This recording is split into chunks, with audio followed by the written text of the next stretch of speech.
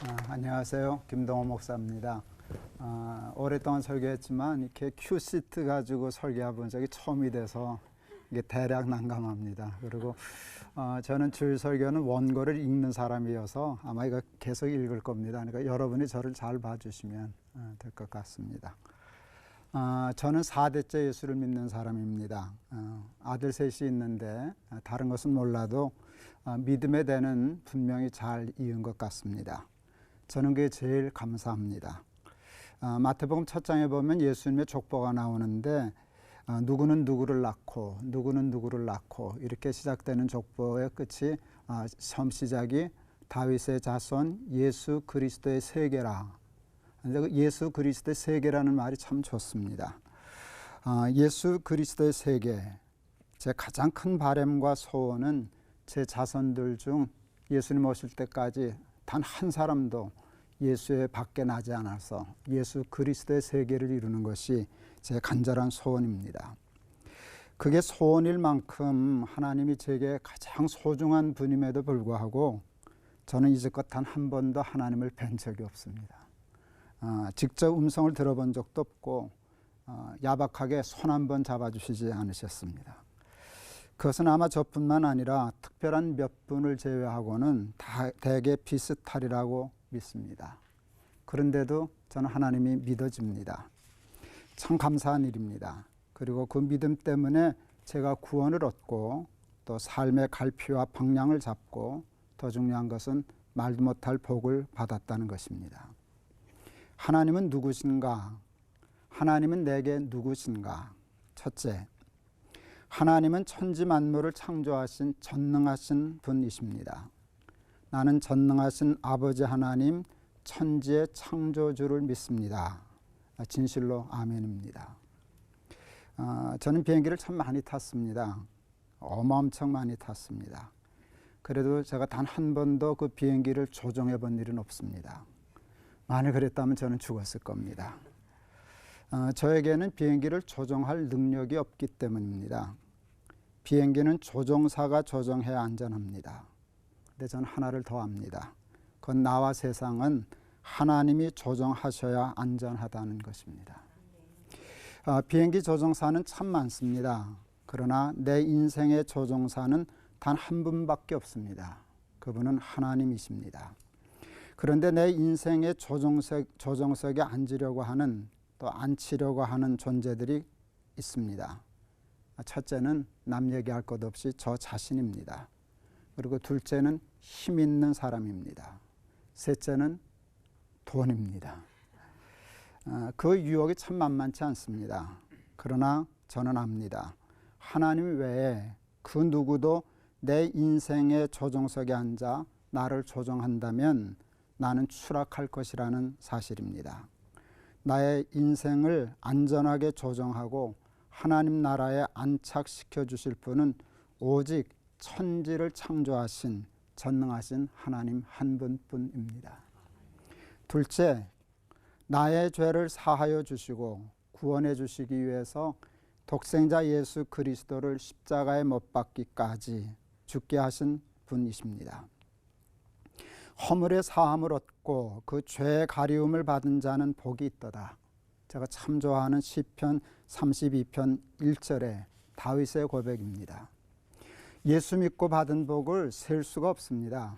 하늘이 뚫린 것 같은 복을 받았다 하는 느낌을 받을 때가 많습니다.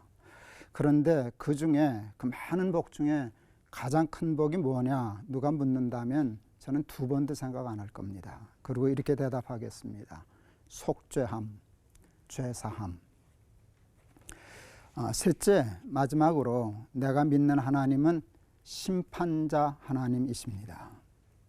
거기로부터 산 자와 죽은 자를 심판하러 오시리라. 내가 심판하러 너희에게 임할 것이라. 점치는 자에게와 간음하는 자에게와 거짓 맹세하는 자에게와 품꾼의 싹스에 대하여 억울하게 하며 과부와 고아를 압제하며 나그네를 억울하게 하며 나를 경외하지 아니하는 자들에게 속히 증언하리라. 만군의 여호와가 말하였느니라. 말라기 3장 5절의 말씀입니다. 저는 하나님의 심판이 무섭습니다. 그런데 더 무서운 것이 있습니다. 그것은 하나님의 심판이 없는 세상입니다. 여러분, 정말 무서운 것은 하나님의 심판하지 않는 세상이에요. 하나님의 심판이 없으시다면 저는 세상이 무서워서 아마 살지 못할 것 같습니다. 무엇보다도 억울해서 살지 못할 것 같습니다. 그리고 무엇보다도 저를 지킬 수 없을 것 같습니다. 그것이 제일 무섭습니다. 그러므로 하나님의 심판은 반드시 있어야 합니다. 그리고 있습니다. 공의로 세상을 심판하실 하나님을 믿기 때문에 이 악하고 거짓되고 절망스럽고 억울한 세상을 견딜 수 있습니다. 그리고 무엇보다도 나를 지켜낼 수 있습니다. 말씀을 마치려고 합니다. 12분 안에 설교와 기도를 다 마쳐야 된다는 거, 이거 되게 어렵습니다. 그래도 성령께서 채워주시리라고 믿습니다. 제가 믿는 하나님은 창조주시며 구원자시며 심판자이신 하나님이십니다. 이 하나하나가 저에게는 얼마나 소중한 가치인지 모릅니다. 한 번도 뵌 적이 없지만 그 믿음 때문에 받은 복은 너무 많아서 셀 수가 없습니다. 그 증거가 너무 많고 선명하여서 그 증거를 통하여 보이지 않는 하나님을 더욱더 의지하고 믿게 되었습니다. 처음엔 믿었는데 나중엔 알게 되었고 더 나중엔 사랑하게 되었습니다. 같은 은혜와 축복이 여러분에게도 충만하시기를 주의 이름으로 축원합니다. 아멘. 제가 기도하겠습니다. 전능하셔서 천지 만물을 창조하신 하나님, 나를 사랑하셔서 십자가를 지시면서까지 나의 죄를 사하시고 구원해 주신 구원의 하나님, 힘들고 어려운 세상 절망하지 않고 그리고 자꾸 죄의 길로 들어서려고 하는 나를 붙잡아 지키게 하시는 심판자 하나님을 믿습니다. 그 믿음으로 구원 얻게 하시고 복을 받게 하심을 감사합니다. 이 믿음의 복이 이 방송을 듣고 보시는 모든 분들 위해 충만케 하옵소서. 예수 그리스도의 이름으로 기도하옵나이다. 아멘.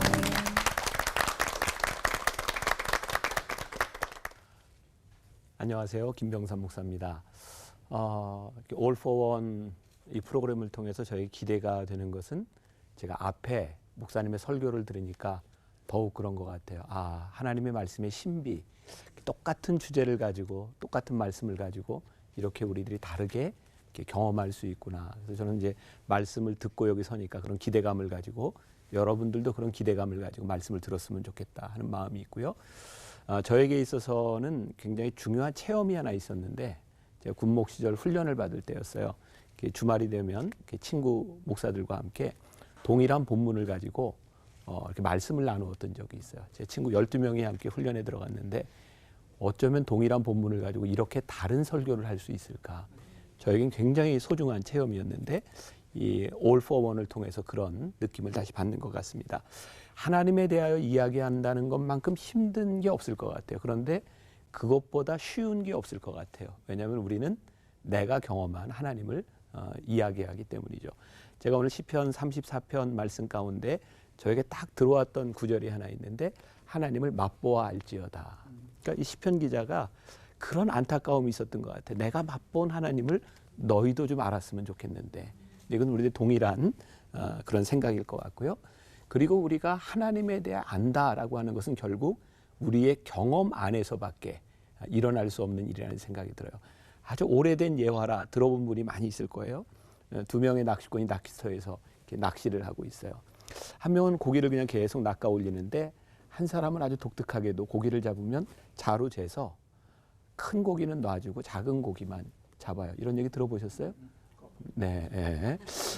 감사해요. 못 들어봐 주셔서. 그런데 거꾸로잖아요. 이상하게 생각돼서 왜 그러냐 물어봤더니 이 사람이 우리 집에 프라이팬이 요만한 게 있는데 요거보다 큰 거는 요리가 불가능하니 이제 요리에 먹을 수 있는 것만 놓고 버리는 거예요. 그때 그 예화집에서 이런 얘기가 나왔어요. 정말 중요한 건 프라이팬의 크기를 큰 걸 가지고 있으면 큰 고기도 잡을 수 있을 텐데 그것밖에 가지지 못해서 놓아주는 것.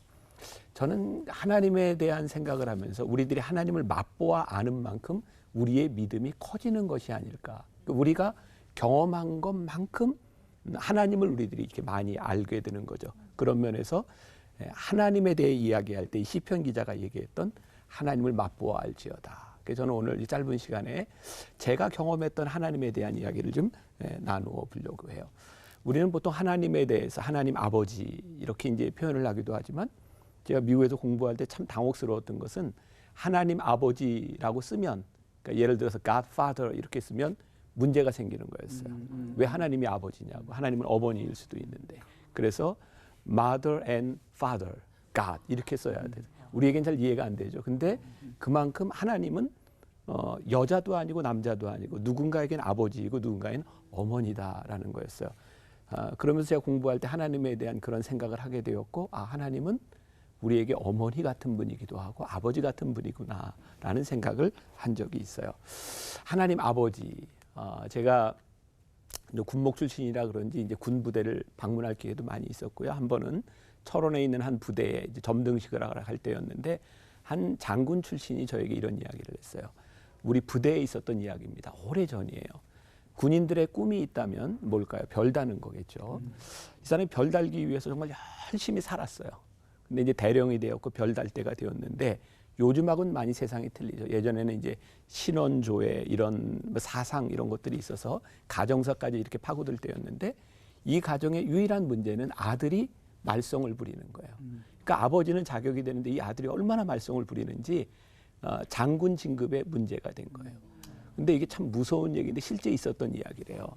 이 부부가 이렇게 의논을 하면서 우리 가정이 내가 별도 달고 이래야 행복해질 수 있는데 이 아들 때문에 우리 가정이 불행하다면 이 아이를 아무도 모르게 죽여버립시다. 부부가 그렇게 합의를 했대요. 그래서 아들을 데리고 고3이었는데 산에 올라가서 이제 실족사를 가장해서 이제 죽이려고 이제 아버지와 아들이 이제 산을 올라가는 거예요. 그 아버지의 마음이 어떻겠어요? 아무리 말썽을 부리지만 그 산을 이렇게 올라가다가 이렇게 이제 중간에 물을 먹는데 아버지가 아들한테 물 좀 떠와라. 그러더니 물을 마시고 아들한테도 먹어라. 그런데 아들이 굉장히 어색한 거예요. 왜? 그런 경험이 없었으니까. 그런데 산 정상에 올라가서 그 아버지가 그래도 아들을 정상에서 실족사로 이렇게 죽이기 전에 밥이라도 한 끼 먹여야 되겠다 해서 이제 밥을 하고 옛날에는 산 위에서 밥을 했잖아요. 찌개도 끓이고 그리고 아들한테 찌개를 이렇게 떠주면서 너 맛을 봐라 그러는데 뭐가 뚝뚝뚝뚝 떨어지더래요. 봤더니 아들의 눈물이었어요. 아버지가 아들한테 아들아 너 왜 우니? 그랬더니 아버지는 한 번도 나에게 이렇게 친절하게 얘기해 본 적이 없어요. 그러니까 아버지는 별을 달기 위해서 열심히 노력했고 아들은 아버지 없이 자란 거였죠. 그래서 아버지의 마음이 너무 아팠어요. 그래서 찌개를 앞두고 부자간에 끓은 겨 안고 막 울었대요. 그리고 죽이려고 했던 아들을 데리고 나오는데 내려오는데 이 아들이 산에 올라오는 사람을 만날 때마다 나도 아버지가 있어요. 나도 아버지가 있어요. 그러면서 내려갔다는 거예요. 아버지가 없었던 것은 아니죠. 아버지의 존재를 깨닫지 못하고 아버지를 느끼지 못했던 그 아들의 불행함이 나도 아버지가 있어요 라고 하는 말에 얼마나 행복한 일이었을까. 그러니까 우리 신앙인들에게 있어서 정말 중요한 문제인 것 같아요. 나도 아버지가 있어요. 나도 하나님 아버지가 있어요. 그러니까 저는 어떤 시편 기자의 이 고백 가운데서 그가 느꼈던 하나님을 맛보아 알지어다라고 했던 건 그가 느꼈던 그런 감동이 아니었을까라는 생각이 들고 저도 이렇게 생각해 보니까 저도 이제 은혜를 체험하고 목사가 되어서 이렇게 목회를 하는데 하나님은 제가 원하는 대로 하셨던 분은 아니었던 것 같아요. 근데 하나님은 늘 하나님이셨어요. 어떤 면에서 아버지처럼 저를 훈련시키시던 때도 있었고 때로 힘든 과정을 지나가게 됐던 때도 있었던 것 같아요. 창세기 15장 13절부터 14절까지에 보면 하나님께서 아브라함에게 이렇게 약속하시고 하신 말씀이 있어요.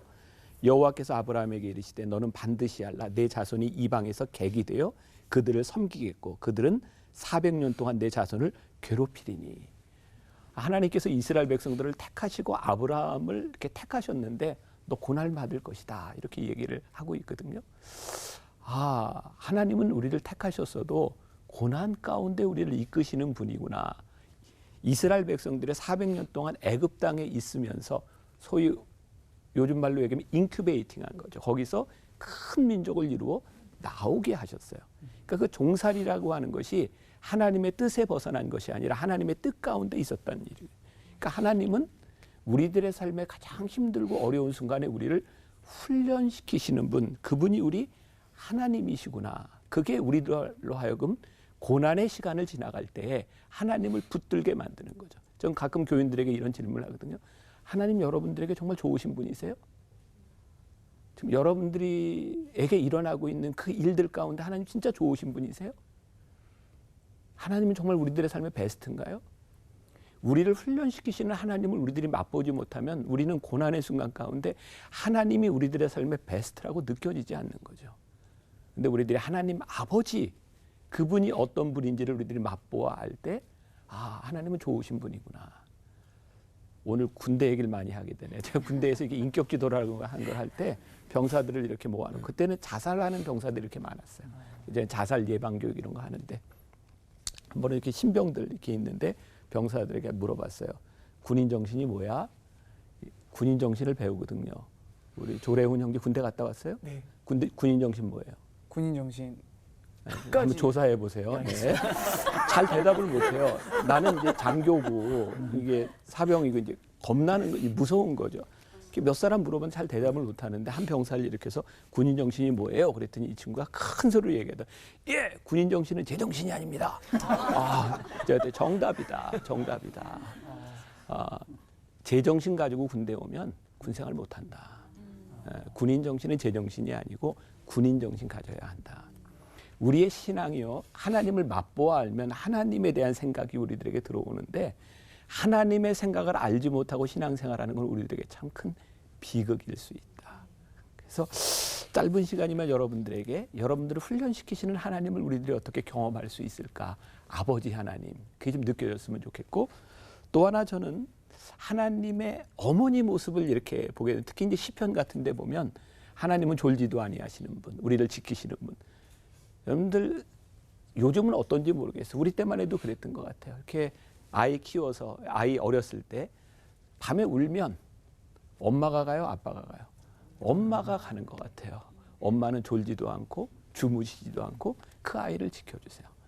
그러니까 사실 하나님은 우리의 정말 어려운 시간들을 지나가고 있을 때 하나님은 우리를 지키시는 분, 우리와 함께 하시는 분, 그 하나님이 우리들에게 느껴지는 건 굉장히 소중한 것 같아요.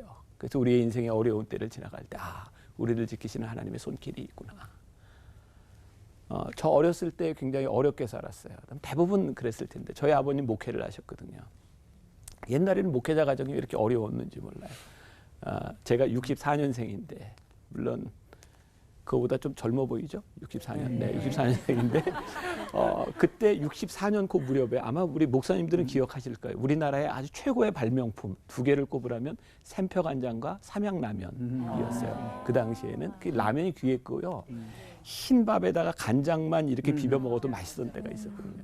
저희가 참 어려웠던 때, 저는 이제 셋째고 우리 어머니가 이렇게 밥을 내주시면 이제 간장에 이렇게 비벼서 먹던 때가 있는데, 저희 형은 간장에 비벼 먹을 때 간장을 많이 부어요. 그럼 짠 거예요. 근데 저희 어머니가 형이 간장을 많이 붓고 짜면 밥을 덜어주셨어요. 일부러 간장을 많이 넣은 거죠. 저는 이런 생각을 해봐요. 그때 만약에 아버지가 거기 계셨다 그러면 뭐라 그랬을까? 간장을 많이 부었어요. 네가 분 거니까 네가 먹어. 어쩌면 아버지는 그렇게 우리를 강하게 키우는 분일지 몰라요. 근데 어머니는요, 알면서도 밥을 다 이렇게 덜어줘요. 그게 어머니 마음. 그러니까 저는 하나님은 우리를 강하게 키우시는 분일 뿐만 아니라 하나님은 우리를 참 감싸주시는 하나님의 속성이 있는 거예요. 그러니까 여러분, 야곱이 야복나루에서 하나님의 사랑과 씨름할 때 하나님이 그 이기려고 하면 목을 치지 뭐하러 환도뼈를 치겠어요. 그러니까 하나님이 이길 마음이 없으신 거죠. 그러니까 하나님이 우리를 지키시는 우리의 인생 가운데 우리들이 하나님 앞에 나아갈 수 없는 가운데서도 하나님을 붙들 수 있는 것. 그건 성경에 보니까 어머니 같은 그 하나님의 마음이 있는 거죠. 오늘 여러분들에게 그런 도전을 좀 드리고 싶은 거예요. 그래서 그래서 이제 또 다음 목사님 말씀을 기대하며 우리 기도하겠습니다. 살아계신 하나님, 하나님을 맛보아하는 우리들, 그것이 얼마나 큰 축복인지, 아버지 같은 하나님으로, 때로는 어머니 같은 하나님으로 우리들에게 다가오시는 하나님을 맛보아하는 귀한 하나님의 사람들 되게 하여 주옵소서. 예수님의 이름으로 기도했습니다. 아멘.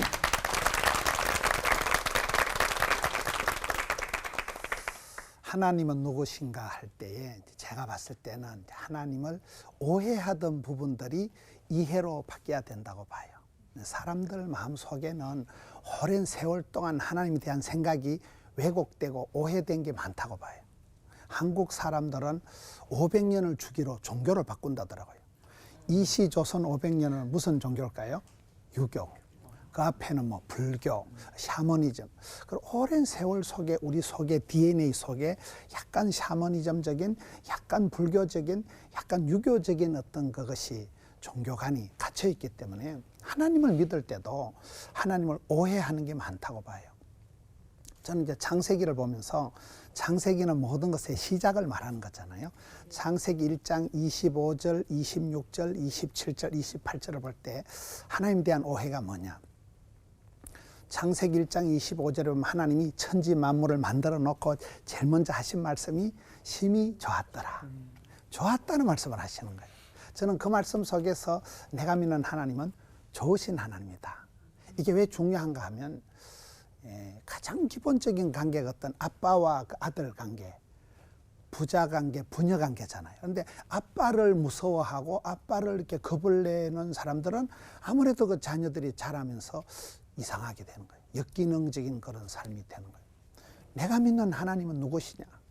하나님은 무서운 하나님, 걸리기만 하면 지옥에 쳐넣어버리시는 하나님, 가까이 하기엔 너무 먼 당신. 이렇게 하나님을 저는 어릴 때부터 굉장히 무서워하고 가까이 하기엔 너무 먼 당신이고 아주 무시무시한 분, 겁나는 분으로 제 속에 하나님 그렇게 많이 입력이 돼 있더라고요. 그런데 신학을 하고 신앙생활 하면서 제가 만난 하나님은 아까 우리 김병삼 목사님 말씀처럼 조금씩 맛을 들여가면서 엄마야, 하나님이 이런 분이시구나. 그때 그 제일 중요한 게 저는 좋으신 하나님으로 봐요. 한국 사람은 한해 민족이라 이러거든요. 한이 많다는 것은 상처가 많다. 하나님을 이해할 때도 무서워하고 거리감을 두고 겁을 내고 굉장히 하나님에 대해서 그런 부정적인 면에서 많은 인식이 되어 있다는 거예요. 근데 저는 성경을 보면서 하나님이 천지 만물을 만드시고 제일 일성으로 하신 말씀이 좋았더라, 좋았더라, 심히 좋았다는 거예요. 그래서 내가 믿는 하나님은 우리의 기도를 응답해 주시는 참 좋으신 하나님이라는 거예요. 그 좋으신 하나님 믿는 사람은 좋은 사람이 되는 거예요. 많은 경우에 하나님에 대해서 율법적인 아주 그 무서워하시는, 무슨 전설 따라 삼천리에 나오는 영감님처럼 지팡이를 들고 수염을 휘날리면서 아주 그런 무시무시한 하나님으로 생각하기 때문에 하나님에 대해서 굉장히 거리감 있는 생활을 많이 한다는 거예요. 저는 하나님을 오해하지 마라. 하나님은 무서운 하나님이 아니고 하나님은 좋으신 하나님이다. 그 부분하고 그 다음에 26절에 가서 보면 하나님이 만드신 나는 누구냐 할 때 하나님이 누구신가를 알고 내가 누군가를 알 때 그때 이제 자신감이 나오는 거거든요. 나는 누구일까요? 많은 경우에 사람들이 보면 자기를 과소평가하거나 자기를 과대평가하거나, 그런데 창세기 1장 26절에 하나님 우리를 지으실 때 하나님의 형상대로 하나님 모양대로 나를 지으시고 만드셨다는 거예요. 그러니까 내 속에는 다 내가 시집가서 장가가서 밥 벌어먹고 직장생활 하도록 하나님이 원판을 내 속에 보물지도를 걸어놓으시고 내비게이션을 쫙 깔아놓으시고 아주 여기다 앱을 깔아놨기 때문에 우리는 무엇을 하든지 하나님의 형상대로 하나님이 탤런트를 기본기를 다 심어놨기 때문에 우리 누구든지 어디든지 밥 벌어먹고 떳떳하게 사랑받고 존경받고 축복받고 귀염둥이 예쁜둥이 우리 자기 한국 도자기 하게 되었다는 거예요. 그 부분을 저는 그래서 내가 어떻게 만들어진 존재냐. 어떨 땐 내 자신을 보면 초라해 보이고 나를 이렇게 좀 신통찮게 볼 때가 있지만은 하나님은 뜻이 계셔서 하나님은 놀라운 계획을 가지시고 나를 사랑스럽게 제조, 제작, 제품으로 만들어 놓으셨다. 하나님 형상대로 지어졌다는 그게 우리가 기본적인 자신감이 나오는 거예요. 세 번째, 그러면 내가 만나고 부대끼고 살아간 이웃은 누구냐? 그게 창세기 1장 27절에 보면 하나님 우리를 만드실 때 남자와 여자로 만드셨다는 거예요. 그 말은 하나님 우리를 국화빵 찍듯이 똑같이 만든 존재가 아니고 천차가 만별이고 구구가 각색이고 다양하다는 거예요. 저는 이렇게 사람들을 볼 때 가장 당황되는 게 저번하고는 생각이 다르다는 거예요. 너무 다르잖아 우리가요. 그럴 때 당황이 되고 어떨 때는 입맛도 다르고 생각도 다르고 신앙도 다르고 근데 하나님 우리를 그렇게 만드셨다는 거예요. 하나님 우리를 이 세상에 다양하게 그렇게 만드셨기 때문에 나와 같이 만나고 살아가는 사람을 이해할 때도 왜 저 사람은 저럴까 오해하지 말고 이해해야 된다는 거예요. 네 번째는 일에 대한 거예요. 하나님 나에게 일을 맡기실 때 일을 잔뜩 맡겨가지고 골병이 들게 하려고 일을 맡기시는 분이 아니고 창세기 1장 28절에 보면 생육해라, 번성해라, 충만해라, 정복해라, 다스리라 이런 말씀이 계속 나오잖아요. 하나님이 우리에게 명령을 주실 때는 그 명령을 이루어낼 수 있는 능력도 함께 주신다는 거예요. 미션이가 파서블이라고 하는 거예요. 하나님 우리에게 사명을 주실 때는 하나님 우리를 천당에 끌고 가가지고 알바시키려고 천당에 끌고 가는 게 아니고 우리를 사랑해서 구원하시려고 그러는 거잖아요. 천당 가면 우리 말고도 천군 천사들이 버글버글해요. 하나님 우리에게 골병 드리려고 일을 맡기시는 분이 아니고 아까 우리 김동호 목사님 말씀하실 때 창조자, 구원자, 심판자 이렇게 흘러가는 거잖아요. 하나님 우리에게 복을 주시려고 일을 맡기시는 거예요. 일복이 많은 게 복이 많아요. 하나님 우리에게 생육해라, 번성해라, 충만해라, 정복하라 할 때는 부담을 주려고 하시는 게 아니고 일을 열심히 할 때 쓰임 받는 사람은 죽을 틈도 없다 이런 말이 있거든요. 그래서 하나님과 나와의 관계에 있어서 하나님은 누구시냐? 아빠와 같이 우리 김병삼 목사님께서 엄마와 같이 우리를 자상하시게 때로는 엄격하게 사랑하시는 좋으신 하나님. 누가복음에 보면 어떤 부모가 자식이 생선을 달라는데 뱀을 주냐? 어떤 아빠가 아들이 빵을 달라는데 돌멩이를 주냐? 우리 하나님은 좋은 것을 주시는 분이라니까요. 때로는 내가 실수해서 이건 백발백중 내가 잘못한 것인데도 하나님은 합력해서 좋을 선자, 착할 선자 좋게 만들어 주신 분이 우리 아버지 하나님이라는 거예요. 그래서 하나님에 대한 이해를 오해를 하면 안 된다. 저는 한번 창세기도 그렇지만은 이사야 40장 28절을 보면서 깜짝 놀란 적이 있어요. 거기 보면 야곱아 너는 알지 못하였느냐, 이스라엘아 너는 듣지 못하느냐. 네가 믿는 하나님은 첫째 영원하신 하나님, 둘째 천지를 만드시고도 한 개도 안 평온하신 하나님, 세 번째는 명철이 지혜가 한도 끝도 없으신 하나님. 이 세 가지 하나님에 대해서 제가 굉장히 놀랐어요. 왜냐하면 이 세상에 있는 저와 여러분 다 유한하고 유통기한이 정해져 있고 순간적이고 임시적이고 찰나적이고 다 우리는 그런 제한적인 존재인데 우리 하나님은 영원하신 분이라니까요.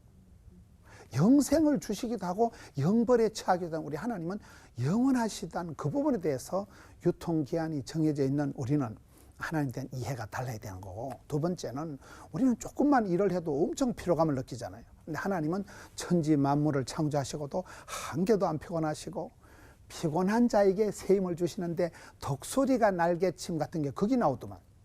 하나님은 일마다 때마다 새 힘 주시는 하나님. 우린 조금만 일해도 피곤해 죽으려고 하는데 피곤치 않는 하나님. 세 번째는 지혜가 명철이 끝도 없는 하나님. 모든 건 다 지혜잖아요. 지혜가 건강이고 지혜가 생명이고 지혜가 부자고 지혜가 행복이라고 보거든요. 어떤 교인이 자꾸 지각을 하니까 왜 자꾸 지각하냐 그러니까 우리 하나님께서 모든 지각에 뛰어나신 분이다. 그게 아니고 하나님은 모든 부분에 우리에게 우리가 기도할 때 영안을 열어주시고 깨우침을 주시고 지혜를 주신 하나님이시잖아요. 그래서 저는 그런 창세기 1장에 나오는 그 하나님에 대한 오해를 하지 말고 이해를 해야 된다. 우리 하나님의 본심은 저주가 아니고 심판이 아니고 구원이다, 축복이다. 하나님의 본심을 늘 기억해야 돼. 아빠를 생각할 때 저는 어릴 때 시골에 자랐는데 밥 안 먹는 게 무기였거든요. 밥을 안 먹고 이러면 엄마는 숟가락 들고 따라옵니다. 먹어라 이놈아, 밥심으로 똥심으로 살아간다 따라오고, 아빠는 밥 먹기 싫다 나가라. 그럼 아빠의 본심은 제가 가출해서 서울로 올라가는 거예요, 빨리 밥 먹는 거예요. 아빠는 엄격하시니까 그렇게 얘기하는 거잖아요. 그래서 그 아빠의 그 어떤 엄격하심, 엄마의 그 자상함이 같이 이렇게 나를 만들어가지. 저는 성경을 볼 때 하나님을 잘 이해해야 된다. 시편 18편에 보면요, 자비로운 자에게는 하나님이 자비롭게 나타나시고, 깨끗한 자에게는 하나님 깨끗하게 나타나시고, 또 거룩한 자에게는 거룩하게 나타나시고, 사악한 자에게는 심판하신 하나님, 거스리는 하나님은 나타난다는 거예요. 하나님은 어제나 오늘이나 동일하신 한 분이신데, 그런 예화가 있어요. 옛날에 어떤 앞을 못 보는 분이 코끼리를 만졌는데, 코끼리 배를 만지고는 어메 코끼리는 벽처럼 평평하구나. 코끼리 다리를 만진 사람은 코끼리는 기둥 같구나. 코끼리 코를 만진 사람은 어메 코끼리는 호수 같구나. 코끼리 귀를 만진 사람은 어메 코끼리는 부채 같구나. 다 맞는 말이지만 다 틀린 말이잖아요.